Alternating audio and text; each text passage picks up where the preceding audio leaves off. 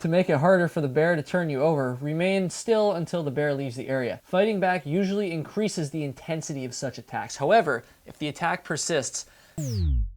What is up, everybody? Welcome to the channel. Animal safety is what we're going to be talking about today. Aren't you excited? We're going to be talking about what you should do when you encounter all sorts of different animals when you're hiking. We're going to talk about bears. We're going to talk about mountain lions, snakes, fish. We're gonna be talking about all sorts of different stuff. It's gonna be great. Obviously, it's really important that you know what to do when you encounter these different types of animals while you're hiking. That being said, animals aren't really the most dangerous thing you should be worrying about when you're hiking. Animals are just one of many different things that could, like, you know, kind of get you. There's lots of other things that you need to be aware of, like rivers and just bad weather and being unprepared. That being said, obviously animals are scary to humans. It's just like this instinctive thing, and they can be dangerous sometimes. So I'm a very experienced hiker. I have encountered bears and other animals before while hiking. With that being said, I haven't had a ton of encounters, so rather than just base this all off of my experience and my advice, I want to be 100% sure I get all of this stuff right, because it does involve people's safety and I guess the safety of the animals as well. So what I'm going to be doing is Googling various animal safety stuff, and we're going to read some articles, and then I'm going to add my commentary there, so you know that you're getting the best information and not just a bunch of bullshit from an idiot wearing sunglasses inside, freaking hammered at 8 o'clock in the evening. All right, so let's start with bear safety. How about this? The first thing that comes up from the National Park Service. That's got to be good. Let's see what they got to say. Following viewing etiquette is the first step to avoiding how am I going to do this if I can't even read? Following viewing etiquette is the first step to avoiding an encounter with a bear that could escalate into an attack. Keep your distance. No, keeping your distance and not surprising bears are some of the most important things that you can do. And I feel like that kind of is going to be a theme that we see when it comes to all of these different types of animal encounters. It is good to know what to do in like specific situations and stuff like that, but for the most part, common sense is going to prevail, and just keeping your distance, leaving the animals alone, not fucking with the animals is going to keep you safe. So one thing I probably should have specified is, it doesn't say like what kind of bear this is for. So I'm actually gonna go back and we're gonna start with black bears. How about the Humane Society? I'm pretty sure oh God. Anybody need a puppy? Look at that poor thing. Should I donate? Nah, f it. All right, look at those bears, damn. How to prevent conflicts with bears. This is what we want. Make trash cans inaccessible. All right, you know what? Let's add hiking. All right, you know what? We're just gonna end up back on the National Park Service website. That's okay. Let's see here. This is literally the same exact page as before. Identify yourself by talking calmly so the bear knows you are a human and not a prey animal. Remain still. Stand your ground, but slowly wave your arms. Help the bear recognize you as a human. It may come closer or stand on its hind legs. That's terrifying. A standing bear is usually curious, not threatening. That's good to know. If you see a bear and it stands up, then you're gonna be fine, probably. I don't know. The National Park Service says so. Stay calm and remember that most bears do not want to attack you. They usually just want to be left alone. Bears may also react defensively by woofing, yawning. That doesn't sound defensive, that just sounds boring. Continue to talk to the bear in low tones. This will help you stay calmer and it won't be threatening to the bear. A scream or sudden movement may trigger an attack. This is an important one right here. Make yourself look as large as possible. For example, move to higher ground. Another thing that I think you could do here would be, if you have trekking poles, maybe raise the trekking poles up like this. This is important right here, this one right here. If the bear is stationary, move away slowly and sideways. This allows you to keep an eye on the bear and avoid tripping. Moving sideways is also non-threatening to bears. And arguably the most important thing that I'm gonna talk about here in relation to bears, do not run. But if the bear follows you, stop and hold your ground. Do not run from a bear. That is the most important thing. And you've probably heard it before, right? But it's worth saying because it's very, very important. You do not want to run from a bear. If the bear follows, stop and hold your ground. Another thing that seems very not intuitive, right? Because like if the bear's following you, you're like, this bear, like I just want to get away from this bear, but you got to hold your ground, because if you run, it'll trigger that chasing instinct, and like, dude, you're gonna be bear food. Don't climb a tree. That's another good thing, although most of you aren't athletic enough to do that anyways, but in case you are, don't. Be especially cautious if you see a female with cubs. Now let's move on to the fun stuff here. Bear attacks. Oh God. Bear attacks are rare, Most bears are only interested in protecting food, cubs, or their space. And this next part is really important because now we're gonna get into some of the differences between the different kinds of bears you're gonna encounter, right? Most of the United States has black bears, and a very tiny percent of the United States and a lot more of Western Canada has grizzly bears. And these are two different bears. Like, you gotta behave differently when they attack you. Brown/grizzly bears. If you are attacked by a brown/grizzly bear, leave your pack on and play dead. That's right. Lay flat on your stomach with your hands clasped behind your neck. Kind of like this, right? Like, just fucking do that shit. Spread your legs, to make it harder for the bear to turn you over. Remain still until the bear leaves the area. Fighting back usually increases the intensity of such attacks. However, if the attack persists, fight back vigorously. Use whatever you have at hand to hit the bear in the face. Most of the time when a grizzly bear attacks you, it's gonna be defensive. So it perceives you as a threat, maybe the cubs are around again, and all it wants to do is neutralize the threat. And that's why you play dead, because once it thinks you're dead, you are the threat and you are neutralized. However, in the rare circumstance where the bear perceives you as food and it is preying upon you, it's not gonna do you much good to play dead, right? Because you're just gonna end up dead anyway. Let's move on to black bears now, because realistically, you're more likely to encounter a black bear in the United States, at least. If you are attacked by a black bear, do not play dead. See, it's tricky. There's a lot of different things. If escape is not possible, try to fight back using any object available. Concentrate your kicks and blows on the bear's face and muzzle.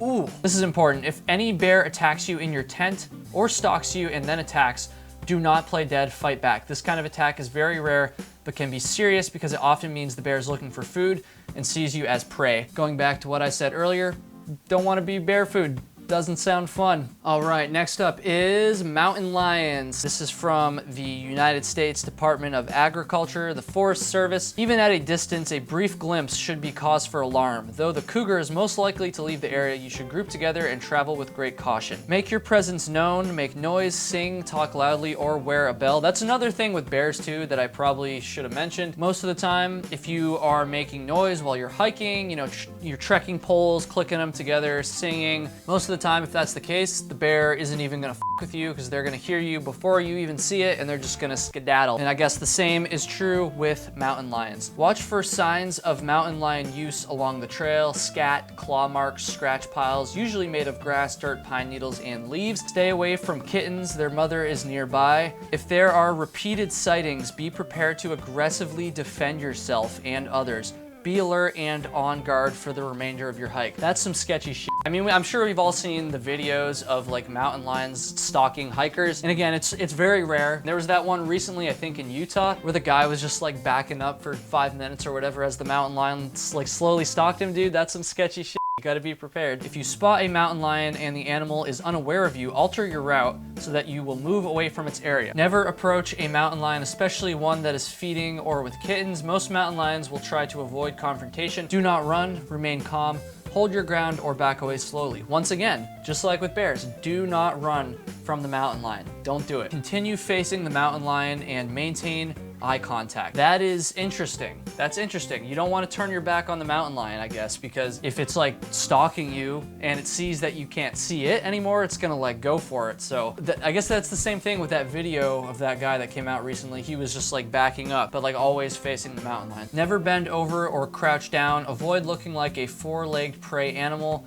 Do not bend over to pick up a rock or stick off the ground. This action may trigger a pounce response in a mountain lion. If the lion behaves aggressively, wave your arms slowly and speak firmly in a loud voice, and throw objects like the water bottle in your hand. The goal is to convince it that you are not prey and may be dangerous yourself. This is true. It seems like the opposite of what you'd want to do. It's like, oh, this animal's stalking me. If I like throw shit at it, it's probably just gonna like want to eat me even more, right? Because it's pissed off now. But I guess the object here is to deter it. So the mountain lion might be like, well, I could definitely eat this guy, but if he's gonna put up a fight, why would I bother doing that when I could just go eat somebody else that won't put up a fight, or something else that won't put up a fight? If attacked, fight back. Use rocks, jackets, sticks to turn away mountain lions. So this is not the same thing as the grizzly bear. You do not want to play dead with a mountain lion. Beat the shit out of that mountain lion. Wasn't there a recent story about some guy that like strangled a mountain lion to death or something like that?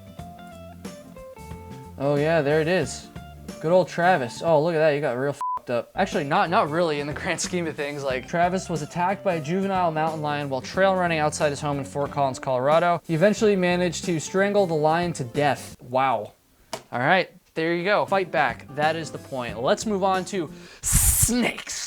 On my Appalachian Trail through hike, snakes were by far the most common, like, dangerous animal, I guess that is. Rattlesnakes in particular. I saw a lot of rattlesnakes on the Appalachian Trail. There are other venomous types of snakes in the United States, but in most places, rattlesnakes, from my understanding at least, are gonna be like the most, again, dangerous type of snake that you could potentially encounter. This looks good.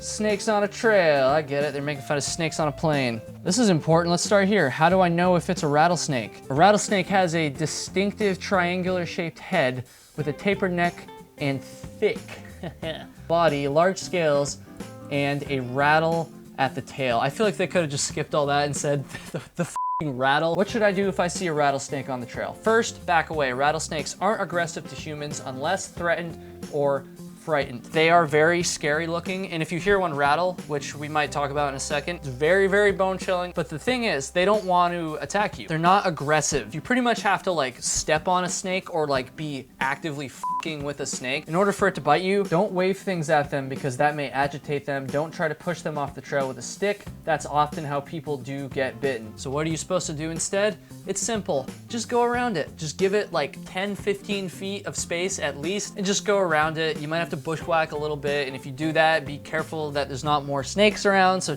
watch your step. That's like the most important thing in all of this. Hopefully they get to that in the article. It's a good idea to stay as far away as possible from any rattlesnake. Aim for at least 10 steps away to ensure safety no matter what direction the snake moves. The odds of being bitten by a rattlesnake are low. In a state of 39 million people, this is referring to California, approximately 300 rattlesnake bites are reported annually. Snakes really aren't that dangerous. Again, like they're perceived, and that's the case with all these animals, they're perceived to be way more dangerous than they actually are. This is important. Do rattlesnakes warn you by rattling? The rattlesnake's rattling sounds like a jet of water hitting a spinning fan, and while they use it as a warning when threatened, they may not take the time to rattle if they're suddenly startled. Snakes can lose rattles too, so don't count on hearing them. This is a common misperception when it comes to rattlesnakes, is that they're always gonna rattle 100% of the time. This is not true. I encountered 5 rattlesnakes on my through hike. At least one of them didn't rattle. I know that for certain because I literally walked like right by it and I didn't even see it until after I walked by it, and I was like, oh shit.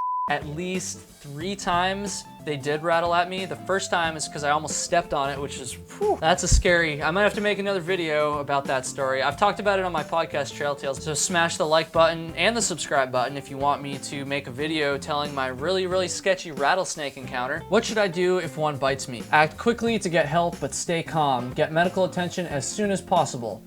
That is the most useless advice. Exertion spreads the venom faster, so keep your heart rate as slow as you can. Don't waste time by trying to catch or kill the snake. Keep the bite about level with your heart. Do not apply a tourniquet or cut the bite to get the venom out. Don't suck the venom out, even if it's on the tip of your teeth. What should I do if I'm far from help? So that's an important question, right? Because we're talking about hiking. If you get bit by a rattlesnake in your backyard, it's pretty easy. You just go to the hospital. But what if you're in the backcountry, you're miles away from the nearest road, let alone the nearest hospital? What the hell are you supposed to do? Let's see what they have for us. Use your phone to call for help and follow the instructions you're given. Otherwise, walk out as calmly as you can to the nearest phone signal or assistance. It's better to move towards help than wait if you're uncertain when help may come. This has always like kind of sketched me out, right? Because it's like they say you're not supposed to exert yourself too much after you get bit. But if you're so far away from help that like you can't like go to the hospital easily, then like, you have to get yourself somewhere so you can get help, right? So they're basically saying just like try to stay calm and like I guess just walk to the nearest phone signal. But I guess it's kind of like I feel like it's not that easy, because what if you're like 1.5 miles from your car and you know you can get there really quick if you just like hustle, but then it's just like, I don't know. I feel like there's not a good answer to this. So if you know, if you're a snake expert or if you've been bitten by a rattlesnake, that would be, leave a comment. Leave a comment. How do I keep from being bitten? A California study found 2/3 of rattlesnake bites were on the hand or the arm. Okay. And 80% of victims were young men. Probably young, intoxicated men, let's be honest. Don't pick up or get close to snakes. Make sure you can see where you plan to step or put your hands. Always make sure you can see where you're gonna step. And that sounds really obvious, but think about a situation where maybe you're gonna step over a big log, or you're like climbing up a rock, and you might put your hand somewhere that you can't see. Those are the situations you gotta look out for. Never step anywhere that you can't see with your eyes. Hopefully you guys found this useful. If you did, you gotta smash subscribe. You gotta subscribe to the channel, okay? The fact of the matter is, a lot of people watch these videos that are not subscribed. I can see this. YouTube gives me this information. I don't like it at all, so you gotta subscribe, folks. And maybe you could even hit the notification bell, so you could be notified with a bell every time I make a video. And be sure to check out my podcast, Trail Tales. It's the #1 hiking podcast on earth, according to me. Go check it out, trailtalespod.com, or find it on any podcast application. This is the part where I put the cards up so you can like subscribe again or watch another video, which you should definitely do. So I'm just gonna kill a couple more seconds here. And I'm gonna call it.